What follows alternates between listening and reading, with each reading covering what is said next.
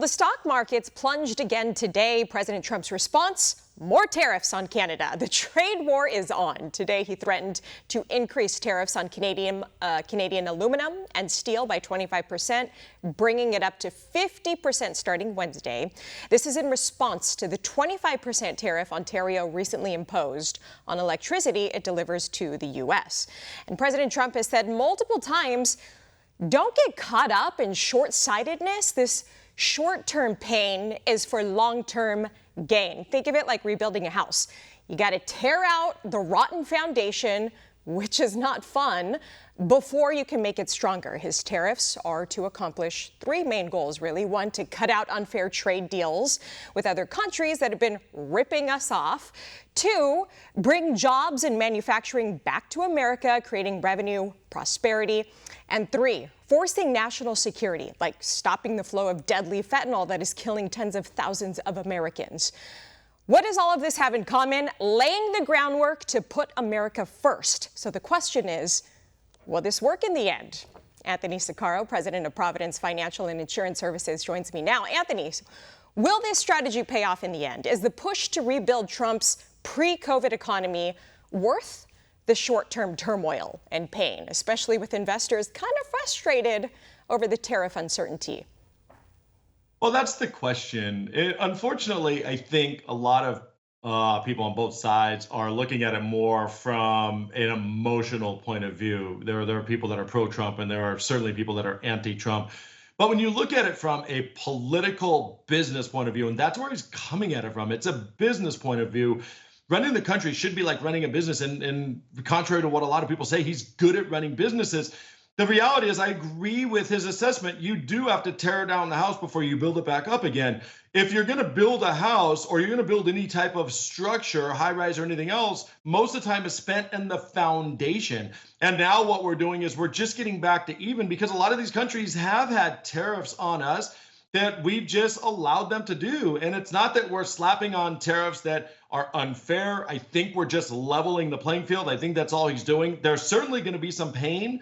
The reason is because we're used to what we've had, right? And a lot of people think that just because everything is normal today, it's going to be normal again tomorrow. That's called normalcy bias. And it's been normal until something changes, and he's making changes. And the one thing that the stock market doesn't like is uncertainty. It doesn't like change. So in the end, I think, yes, I think it is a short-term pain for what ultimately is going to be a long-term gain. Yeah, and any way you look at it, this is how trade wars go, right? Both sides just keep raising the stakes.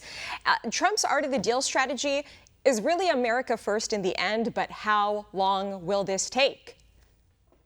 Well, and that's the thing is, 2 weeks ago, 3 weeks ago, we didn't know if all of the tariff communication was just rhetoric or not, whether it was something that was just a political ploy, whether it was something he would back down on. We saw him successfully use tariffs on a Colombia flight, right, of immigrants that we sent back that they didn't want to take in. And, I'll threaten you with tariffs. And, oh, yeah, we'll take them back in. And it worked that time. But it's not working with China. It's not working with Canada. It's not working with Mexico. The reality is it seems as if he is really, really standing up, and that's not to be unexpected. Trump is not someone that's going to back down. So it is ultimately what I believe is going to come to an end with some serious negotiation. It all starts like this.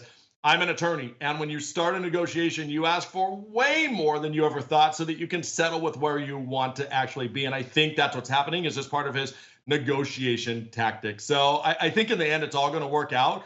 But the volatility we've seen in the last couple of days is because of all the firing back that these countries have done in retaliation. And now it's not rhetoric anymore. It's become real. And that's why the market's reacted like it has. Yeah, well, tariffs aren't the only thing rattling the markets. There's concerns about a potential recession, something President Trump has not ruled out, but he's calling it an economic transition. Then there's the looming possibility of a government shutdown if Democrats don't vote for that CR. But with $1 trillion in new investments, Anthony, flowing into the U.S. in Trump's first 50 days, what does that tell you about the long-term economic outlook? Yeah, there's no shortage of things to talk about. And you're right, it's not just all tariffs. But from a macro perspective, the tariffs trickle down to you and I, the consumer, if there's tariffs, it's going to cause inflation. Inflation is going to put pressure on corporate revenues. That's going to put pressure on earnings. That's going to put pressure on the stock market. So it does all trickle down. It's also going to trickle down into consumer sentiment. If you and I aren't feeling good about what's going on, we're not going to spend money. If we don't spend money, that's also going to trickle down into earnings. But I think what's happened with a lot of these companies that are bringing these massive investments, right? Apple committing $500 billion, to the United States, all has to do, I think, more with the regulatory pro-growth business policies that Trump has more than the tariffs. I think it would be silly to start making financial, corporate, large decisions on tariffs when we don't even know where we are at this point. Trump doesn't know where they are. We don't know where we're going to land. So I don't know that all of that is tariff driven. But I think we have some certainty, these large corporations have some certainty into the deregulation of corporate laws that are going to help corporations rather, and that's what they're looking for, and that's why they're willing to bring money back. So I think that's the bigger driver more than tariffs. Got it. Okay, so Tesla stock plummeted nearly 50% year to date.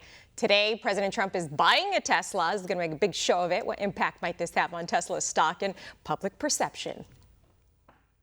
Yeah, the reality is it is. I heard someone else on another network this morning talking about go out and buy a Tesla. Of course he's going to buy a Tesla. I mean, he's got Elon Musk there, right, in charge of Doge. I mean, that just makes sense. But that's political. And Trump's pretty smart when it comes to that. I mean, wasn't Trump the guy that put on the waste management suit and the McDonald's suit and went in and won the presidency? So I think it's just more of Trump. It's more of the same thing. That worked for him. That's all it is. It totally did. Okay, before I let you go, the market sell-off, no doubt, it could be scary for those retiring soon. What advice would you give to them? So if you have a plan in place, which all boils down to that, don't deviate from the plan. If you don't have a plan in place, maybe it is time to be a little bit scared because you don't have a plan. But if you have a plan, you should be in a position to what I often refer to as win no matter what. If you're in the younger stages, keep dollar cost averaging. If you're later in life and you are worried about protecting your principal, then you should be in a position to where if we do have another recession or major market crash, then you're going to be okay no matter what. So get with your financial advisor, put yourself in a position to where if we do have the worst case scenario, you're still going to be fine. You use the R word, so I have to ask you, do you think there's going to be a recession?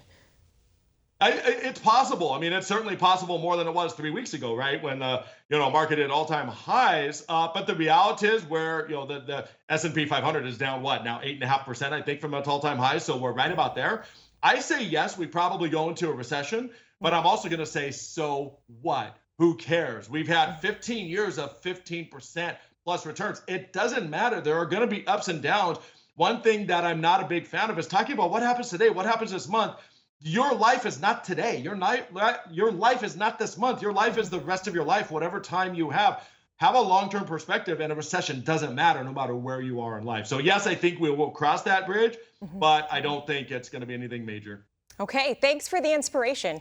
Anthony Sicaro, president of Providence Financial and Insurance Services. Appreciate your time today, as always.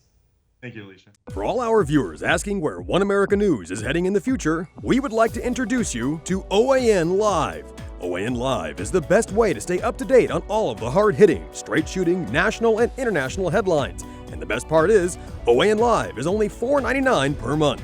All the credible, honest, unbiased reporting One America News offers at a fraction of the cost of cable.